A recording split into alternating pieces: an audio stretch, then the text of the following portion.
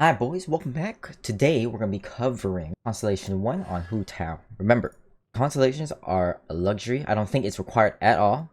Great quality of life. The reason why I pushed for her C1, other than me loving her a lot, is that her charge attack animation does a lot of damage. You can also cancel the charge attack animation with either a dash or a jump. In case you guys didn't know, C1, while in Paramita Papilio state, activated by the guides of the afterlife, which is her E. Her charge attack does not consume stamina, which is this state right here. Now for some little demonstration, I think she's viable, even without her C1. I think she still does really good damage. But without her C1, you have to be mindful of your stamina rate. I have gameplay of how she is with her C0.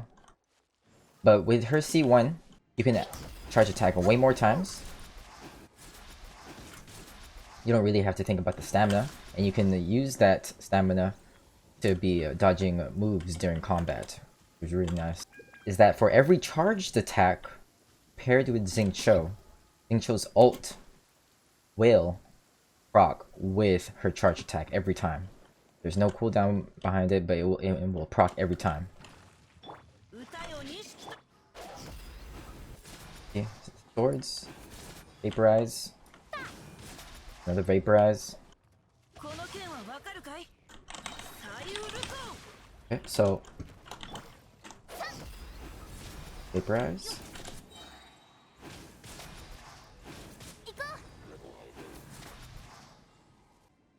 So as you can see, Xingqiu and her pair up pretty well together, especially if you want to capitalize on her charge attack. Now I'll show you a comparison between auto attacking and charge attacking.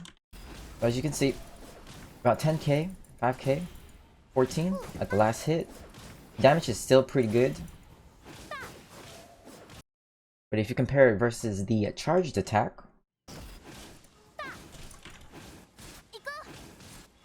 $22. As you can see, a lot faster. You won't be able to put down the debuff unless she charge attacks, which is called the Blood Blossom. This ticks every 4 seconds. So without C0, you want to at least do one charge attack and probably do the rest autos if you want to play it very safe and keep some stamina. But if you have C1, as I said, luxury, you can keep spamming the charge attacks, which is a huge chunk of her damage, if not doubled her damage. Take a quick look. Charge attack is 200% of her damage, and that means you can keep spamming this if you have that C1. Now let me give you a demonstration.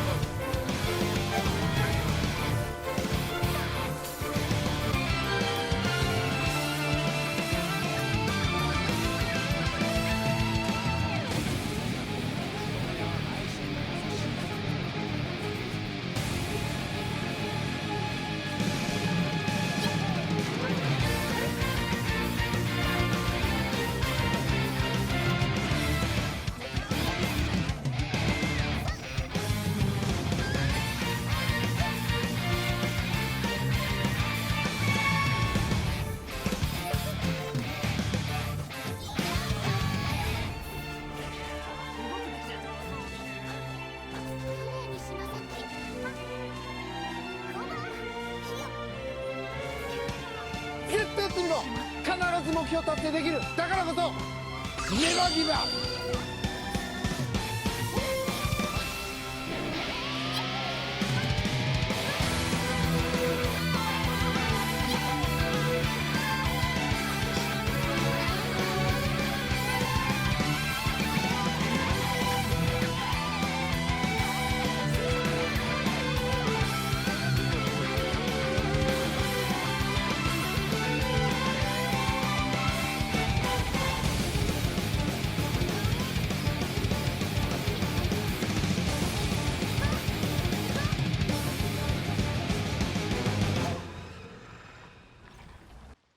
As you can see, my Xingqiu is not really that built. Level 70.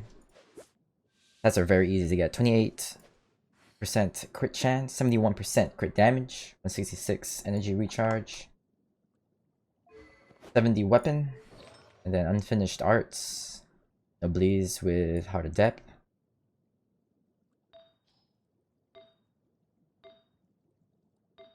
Attack, Sands, Hydro, crit rate, helmet. But I do have him at C6. Let's keep that in mind. And 199. And then for Hu Tao, we're at 886. Here are my artifacts. Crit rate, helmet. Pyro cup. HP sands. 4-piece crimson. Also using Staff of Homa. I think if I buffed up Xingqiu a little bit more, it would have been going a lot smoother. But as you can see, if you can get the C1, and if you only if you really like Hu Tao, then I think the C1 is probably the most worth, other than the C6. But of course, C6 is a totally different game if you can afford that. But if anything, hope you guys enjoyed this showcase, and maybe help you think about getting the C1 for her if you really like her. Also to think about, if you don't have Venti, I highly recommend you getting a Venti. Venti is crazy good. I use him almost everywhere, and I still have him at level 70, but he works very well at low level just because of his blender move from his Q, and then Viridescent. Or if you want, he can even do good DPS as well. Along with Child, another good character. But if you already have those two, then think about getting Hu Tao's C1 from what I've just showcased. Of course, I still had to weave in auto attacks to get her ult so I can help her survive, but I was only using 2 to show how good her charge attack it really is. It helped me dash around, avoid a lot of attacks.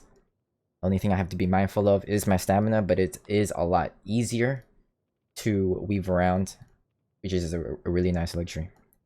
Hope you guys enjoyed, and I'll see you guys in the next one. Peace.